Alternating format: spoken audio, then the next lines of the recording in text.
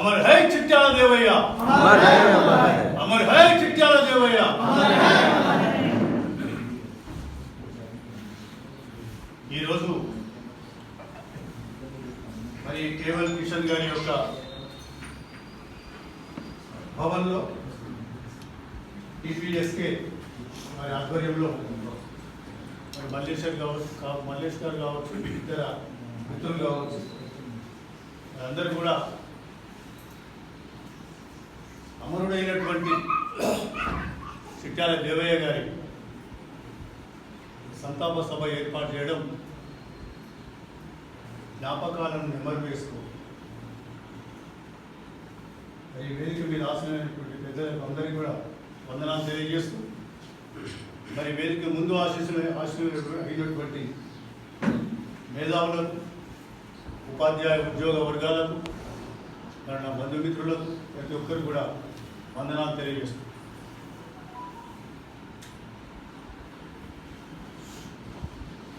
పుట్టిన ప్రతి ప్రాణి కూడా ఒకరోజు మట్టిలో కలిసిపోవాల్సింది.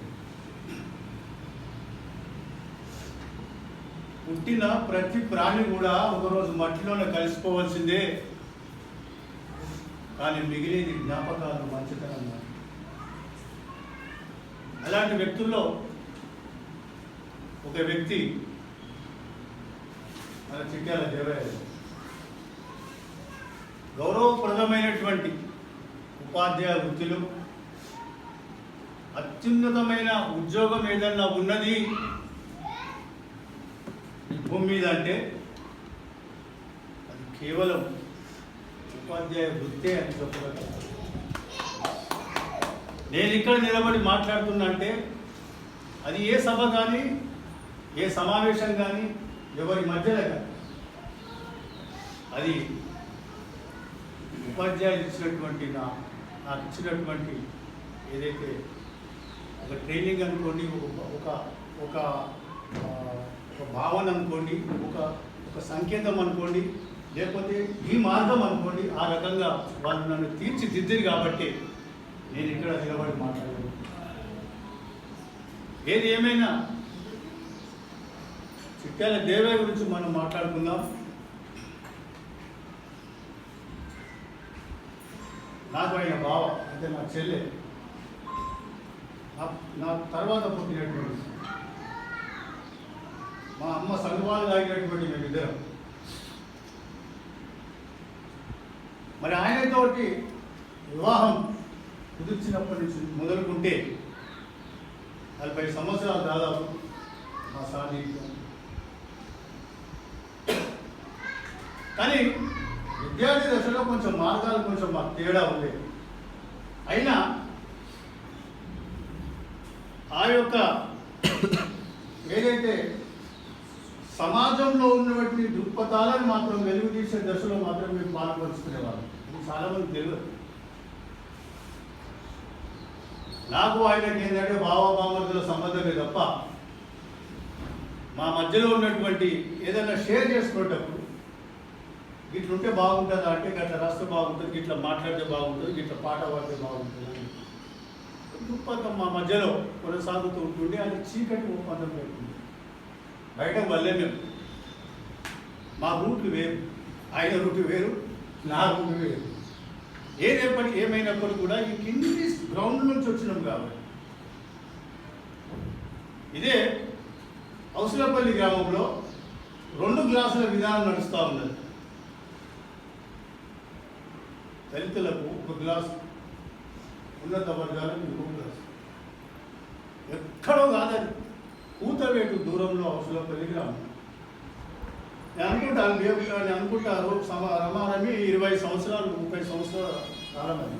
అంటే నేను అనుకుంటున్నాను అంతే 20 సంవత్సరాలు, 20 years బ్యాక్. అయితే ఇది సాధ్యం. ఇది ఎట్లయితే అంబేద్కర్ విధానం ఆలోచన చేసి అంటరానితనం నిర్మూలన కోసం అంబేద్కర్ విధానాన్ని ఆలోచన చేసి 2 క్లాసులు ఎట్లా ఉంటాయి అని చెప్పేసి ఇదే కాలేజ్ గ్రౌండ్ నుంచి ఒక 10 మంది బయలుదేరి, అందులో నేనున్నాను, దేవయ్య గారు ఉన్నారు. హోటల్లో ఉన్నటువంటి గ్లాసులను పగలగొట్టి అప్పుడు పోలీస్ స్టేషన్ మీద ఒకటే ఉండే మన దగ్గర. ఫతేనగర్ తోబ కిందికల్ తోబుండే ఒకటే పోలీస్ స్టేషన్. రూరల్ బారాలా వెళ్ళే లేదు. వేరే పోలీస్ స్టేషన్ ఒకటే. గ్లాసులు పగలగొట్టి అవన్నీ చిచ్చర చేస్తే అప్పుడు ఎస్ఐ గారు వచ్చి కరెక్ట్గా మీరు ఎట్లా పెడతారు, ఆయన కూడా మంచి సహకారం చేసి అది కేసు అయింది. తర్వాత మళ్ళా పోయినాం ఒక 1 వీక్ తర్వాత 2 గ్లాసుల విధానం మాయమైపోయింది. ఒకటే గ్లాస్ విధానం అక్కడ ప్రారంభం. అంటే ఉద్యమాలు అనేటివి సహజంగా సామాజిక ఉద్యమాలు. ఎన్నెన్ని కవితలు ఎన్ని కావ్యాలో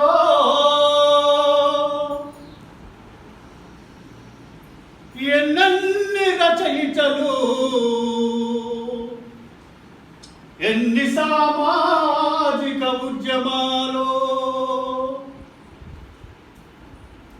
ఎన్నెన్ని కవితలు ఎన్ని కావ్యాలు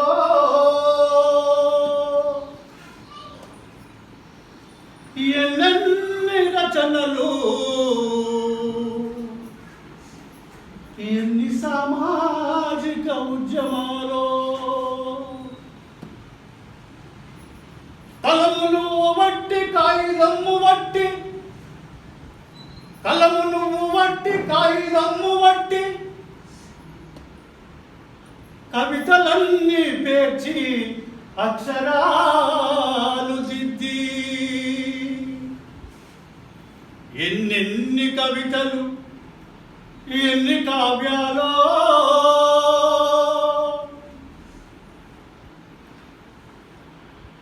ఎన్నెన్ని గీతాలు ఎన్ని సామాజిక ఉద్యమాలు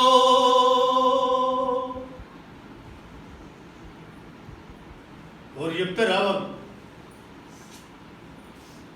బ్లడ్లో రావాలి. ఎవరో చెప్తే అవి రావు, అవి రక్తంలో రావాలి. సమాజంలో జరుగుతున్నటువంటి రుగ్మతలు అది అంటరానితనం కావచ్చు, సారా వ్యతిరేక ఉద్యమం కావచ్చు, అక్షరాలు దిద్దేది కావచ్చు, చదువు నేర్పేది కావచ్చు, ఎన్నో రకాల సమాజంలో జరుగుతున్నటువంటి చీడలు. ఆ చీడల మీద కవితలు. ఏమిటి కవిత? అందరూ కవిలే, అందరూ కవులే అనుకోవాలి. పదాలను పేర్చితే కవిత్వం, ఆ కవిత్వాన్ని గలం విప్పితే పాట. అంటే వెరీ సింపుల్. కానీ అది సింపుల్ అనుకుంటాం, కానీ పేర్చడం ముఖ్యం, పేర్చడం ముఖ్యం. అదే కవి అంతే అన్నాడు గద్దరన్న. ఏమన్నాడు గద్దరం? అదే అన్నాడు. కవులు అందరూ కవులే. ఓ కవి కవి అవసరం లేదు, మీరందరూ కూడా కవులే. ఏం లేదు, పదాన్ని పేర్చడం, కూర్పు చేయడం, కావ్యంగా మార్చడం, దాన్ని గలంలో వేసి బయటకు తీయడం. అదే కవిత్వం, అదే గేయం, అదే పాట, గొంతు. అంటే ఆ రకంగా చిట్యాల దేవయ్య గారు ఆయనకు అనుకూలించింది కూడా ఏంటిదంటే ఉపాధ్యాయుడు కావడం ఒకటి ప్లస్ పాయింట్. అది చాలామంది ఉపాధ్యాయులు సంఘాలు, మా మిత్రులు చాలామంది, అందరూ కూడా మరొకసారి ఉపాధ్యాయ వర్గానికి వందనాలు. ఎందుకంటే మీ లోపల ఆ జీన్ అనేది పనిచేస్తూ ఉంటుంది. ఎందుకంటే ఒక గ్రామంలో ఒక ఉపాధ్యాయుడిగా పనిచేస్తున్నప్పుడు ఆ గ్రామంలో జరుగుతున్నటువంటి మంచి కానీ చెడు కానీ ప్రతి ఒక్కరు కూడా అది మీ చెవులలో, మీ కళ్ళలో కనిపిస్తూ ఉంటారు, చూస్తూ ఉంటారు, వింటూ ఉంటారు. కనుక ఆ రుగ్మతలను పారదోలాలి అంటే మీరు కొన్ని విషయాలలో పాపం బయటకు రాలేకపోతారు. అప్పుడు ఏం చేస్తారు? నాటువంటి వాళ్ళకో ఇంకోటి ఎవరికో ఇట్లా జరుగుతుందట్రా, అది తప్పు కదా అని హెచ్చరిక చేస్తారు. అదే ఉద్యమం. అది దాని బాటలు వేసిందే, పునాదులు వేసిందే ఉపాధ్యాయ వర్గం అని నేను అనుకుంటాను. ఎవరేమన్నా అనుకోని నాకు అవసరం లేదు. కానీ ఇలా గద్దరన్న కానీ, గోరెట్టి వెంకన్న కానీ, ఎంతోమంది కవులు కళాకారులు కానీ, మా పోటీ వాళ్ళు రాజకీయ నాయకులు కానీ, ఎవరైనా సరే ఒక మార్గంలో అటువంటి ఆ జుట్టు పట్టుకొని పోతున్నారు అంటే అది కేవలం అది ఉపాధ్యాయులతో సాధ్యం. ఆ ఉపాధ్యాయుడిగా చిట్టాలి దేవయ్య గారు సాధించినటువంటి కొన్ని కార్యక్రమాలు కూడా మీరు ఉపాధ్యాయులతో సాధ్యమే. ఉన్నారు వేరే రకాలు కూడా ఉన్నారులే, వేరే డిపార్ట్మెంట్లో కూడా పనిచేసే వాళ్ళని నేను వేరే రకంగా అనుకోను, వాళ్ళకు కూడా నేను ధన్యవాదాలు తెలియజేస్తున్నాను. కాకపోతే ఏంటంటే మీకు సమాజంలో జరుగుతున్నటువంటి రుగ్మతలను ఇమీడియట్లీ క్యాచ్ చేసుకునేటువంటి సమయం మీకు ఎక్కువగా ఉంటుంది. కనుక వాటి మీద పోరాటం చేయడానికి మీరు కొందరిని వేరే పని చేయటటువంటి అవకాశాలు కూడా ఉంటాయని నేను మాత్రం చెప్తా ఉన్నా. వేరే వాళ్ళ గురించి నేను వేరే రకంగా నేను మాట్లాడలేదు. ఒకవేళ వేరే వాళ్ళు ఇక్కడ ఉంటే అన్ని భావించవద్దు, క్షమించాలి. ఈ రకంగా నాకు దేవయ్య గారికి ఉన్నటువంటి సాన్నిహిత్యం నా బావగా కావచ్చు, బావగా కంటే ఎక్కువ నాకు స్నేహితుడిగా నాకు తెలుసు. నాకు స్నేహితుడిగా బాగా తెలుసు. అరికెల వీళ్ళు ఫస్ట్ అరికెలలో ఉన్నటువంటి పరిస్థితి, నేను పోయినప్పుడు అక్కడ అరికెల చెరువు ఉంది. అరికెల చెరువు మంచి పెద్ద చెరువు సార్, మీరు చూసారు, సంగారం కూడా చూసారు. అరికెల చెరువు అది నిండింది అనుకో, ఆడి పంటలు పుష్కలంగా ఉంటాయి, పెద్ద చెరువు. దేవదనం కానీ సాయిగాని ఉంటాడు ఇంకొక ఆయన. నాకు చేపల కూర అంటే బాగా ఇష్టం. అది మన ఆయన చేసి తినిపించి, అరే అరికెల చెరువులో చేపలు బాగా మంచిగా ఉంటాయి అంటే కాదంటే చాలా బ్రహ్మాండంగా ఉంటాయి అంటే గాలం పట్టుకొని పోయినట్టు గాలం పట్టుకొని పోయి చేసాం. ఆ గట్టుకుంటే ఆ పొదలపై కూర్చున్నాం. కూర్చుంటే అది ఎక్కడైతే జిప్పు ఉంటుందో ఇది మన తూటి పొదలు. దాన్ని మన టౌన్లో మన దగ్గర బేసర్ అయ్యా నాసు తూటి పొదలు ఉన్న దగ్గరనే పట్టే చేపలని ఒకటి ఇక్కడ కూర్చుంటే బాగుంటుంది. అక్కడ కూర్చున్న దగ్గర కూడా అప్పుడే అంటే నియర్ అబౌట్ 30-35 years బ్యాక్ అప్పుడే ఏదో ఒకటి చెరువు కట్ట మీద ఒక పదం విసరడం, చెరువులో ఉన్న చేపల మీద ఒక పదం విసరడం, అప్పటి నుంచి ఆ యొక్క ఆలోచన విధానం అనేది. గలం గుచ్చి చేపలు పడితే దానివల్ల ఏదో ఒక సందర్భం అట్లా అంటే అది సరికి జ్ఞాపకం లేదు. అంటే అప్పుడే అటువంటి అంటే పదజాలం ఏదైతే అల్లికల పదజాలం రాయకున్నా సరే కానీ ఆసు కవిలను అప్పుడప్పుడే అట్లా అది చిన్నప్పటి నుంచి ఆ మెమరీ చేసుకునేటువంటి సందర్భంగా నేను దేవయ్య గారిని గుర్తించడం జరిగింది. ఏది ఏమైనా బాధాకరం, ఆయనకు ఆ డయాలసిస్ రావడం, తర్వాత కిడ్నీస్ మీద ఎఫెక్ట్ కావడం దగ్గర చూడడం జరిగింది. కాబట్టి సరే ఒకటి మాత్రం వాస్తవం,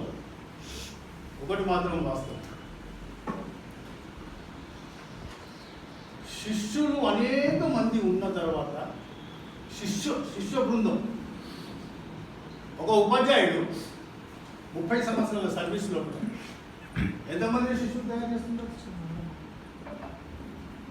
అంటే సుమారు రమారవి ఫస్ట్ నుంచి 10th class 5th class, తర్వాత ప్రమోషన్ వస్తుంది, ఎగ్జిక్యూటివ్ స్కూల్ అసిస్టెంట్ అవుతాడు, తర్వాత ఏదో అవుతాడు, ఇంకొకటి పైకి పోతాడు, ఇంకో లెక్చరర్ అవుతాడు, ఏదో అంటే గ్రౌండ్ లెవెల్ నుంచి కూడా టాప్ టు బాటం వరకు కనీసం అతని సర్వీస్లో ఒకట సంవత్సరాలకు ఒక 100 మందిని పెట్టుకున్నా 30 సంవత్సరాలకు ఎంతైతే 3,000 మంది అంటే 3,000 మంది శిష్యులు. ఒకటి ఎస్ఏ అయిపోయా, ఒకటి డిఎస్పై, ఒకటి కలెక్టర్, ఒకటి ఏదో నాసుంటారు రాజకీయ నాయకుడు అంటే మాట చెప్తున్నా. అంటే అన్నిటికీ లింకులు ఉన్నటువంటి ఉపాధ్యాయ వర్గంకే నేను మరీ అని మిమ్మల్ని ఏదో అన్నట్టుగా కాకుండా మా బావగారు ఏదైతే ఉపాధ్యాయం అటువంటి వృత్తిలో ఉండడం మేము చాలా మా కుటుంబ సభ్యులందరూ చాలా గర్వపడతా ఉన్నాం. మాకు తెలుసు ఆయన సావలేదని నేను అంటాను. మీరు ఏమంటారు, నన్ను ఏమన్నా సరే నేనైతే అంటున్నాను నో నథింగ్, ఆయన సావలేదు.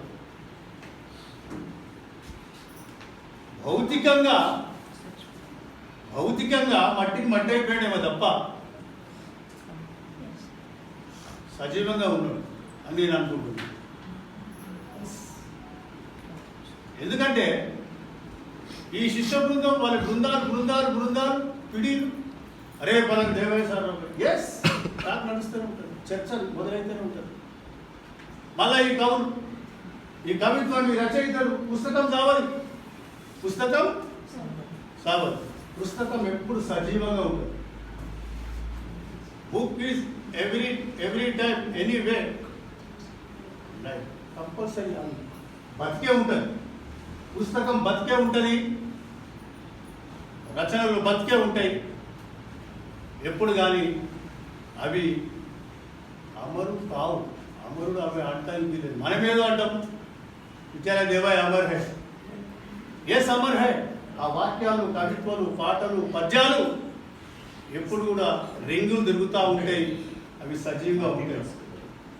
ఎక్కువ సమయం తీసుకొని చాలా సమయం తీసుకుంటాం. అంటే ఆ రకంగా ఇది ఏదున్నా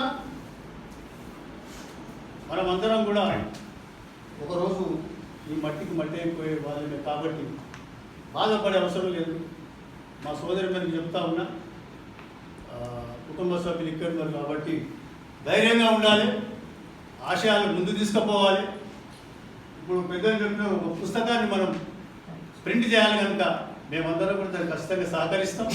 అతి త్వరలో దానికి ఒక రూపకల్పన చేద్దామని చెప్పేసి మీ అందరి సహకారం కూడా ఉండాలి ఖచ్చితంగా. ఎందుకంటే మన ప్రాంతం ఇప్పుడు ఇంతకుముందు మేము అందరం మా హాల్లో అక్కడ కూర్చున్నప్పుడు కొన్ని సందర్భాల్లో ఇట్లే మాట్లాడితే ఇక్కడ ఇంకా బుక్ ప్రింట్ చేయలేదా అని చెప్పేసి తిరుపతి వెంకటేశ్వర అన్న భూపతి సరేనేమా సరే థ్యాంక్ యూ.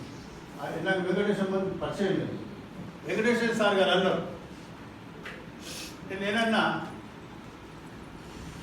మా దగ్గర ఉన్నది జీన్ ఉంది, ఉత్సాహం ఉన్నది, కానీ కొంచెం అమలు చేసి ఉంటుందే కొంచెం ఎంకైతాం సార్. ఏం చేస్తాం మా దాన్ని అట్లా ఉన్నదని. సారీ సార్ తప్పదు చేస్తానని. ఏం సార్, ఎందుకంటే కవులకు బాగా ఆశ ఉంటుంది. అరే మేము ఇంత కష్టపడి ఇంత కష్టపడి మేము ఈ పేపర్ చింపేసి ఆ పేపర్ చింపేసి ఇది సరిగ్గా జోడి కాకపోతే అది కింద పడేసి మళ్ళీ అయితే చాయ్ పెట్టామా అని చెప్పేసి చాయ్ తాగి మళ్ళీ రాసుకుంటా కూర్చుంటే రాత్రంతా పొద్దంతా రాసుకుంటా కూర్చుంటే ఆ పుస్తకాన్ని ఎవరికి అనిపేనియరా తీసుకపోయి స్కూల్ మీద పడేస్తారు, లేకపోతే సెల్ఫ్లో పెడతారు, దాని దగ్గర అడ్డమైన సెల్ఫ్ అన్ని పెడతారని చెప్పేసి వాళ్ళ దీన్నన్నా కనీసం 100 సార్లు చూస్తారు కానీ నా పుస్తకాన్ని అసలు ప్రింట్ కనిపిస్తున్నారు అందరూ కాబట్టి బాధపడతారు. సామాజిక రుగ్మతలను జనం మధ్యలో తీసుకుపోయేటప్పుడు మనం ప్రింట్ చేయాలని వాళ్ళకు ఉంటుంది ఆశ, కానీ మనకు ఉండదు. అంటే అంటే జనరల్గా అందులో కూడా ఉంటాడు, మళ్ళీ అందులో కూడా కొండిగాడు ఉంటాడు. ఉంటారంట అమ్మో ఈ పుస్తకం ప్రింట్ అయితే వాడాడుకుంటూ ఇళ్ళలో కూడా కొండిగాడు తయారవుతాడు. అంటే జనరల్గా వ్యతిరేకత ఉంటుందా మళ్ళా. అవునా వాళ్ళ బాంబర్ అంటారు, గంగాధర్ గారు అంటున్నారు పుస్తకం ప్రింట్ చేస్తారు, పైసలు కావాలి మరి టీపీటీఎఫ్ టీచర్లు అనుకుంటారేమో ఇస్తారు. అట్లా ఎవరు ఇవ్వడు పోయి అది పక్కన పెట్టున్నాడు. అట్లా కూడా పాడైతాడు. ఎందుకంటే వీడు ఆడిపోతాడో వీడు అని చెప్పి చచ్చిపోయినా వీడు ఆడుకోబోతుండ్రా. అంటే ఆ రకంగా కూడా కొంత శక్తులు పనిచేస్తూ ఉంటాయి. వాటన్నిటిని కూడా భూస్థాపితం చేసి ఏది ఏమైనా సరే ఖచ్చితంగా మీ అందరి సహకారంతో ఆ యొక్క ఒక బుక్ను ఒకటైతుందా రెండైతాయా పుస్తక పరిచయం మనం ప్రింట్ చేద్దాం. మీ అందరి యొక్క సహకారం కూడా కుటుంబ సభ్యులకు ఉండాలి. మీ సలహాలు కూడా తప్పనిసరిగా తీసుకొని ముందుకు పోతాం. చుక్కల్లాంటి చుక్కల్లో కోట్ల కొలది సుక్కల్లో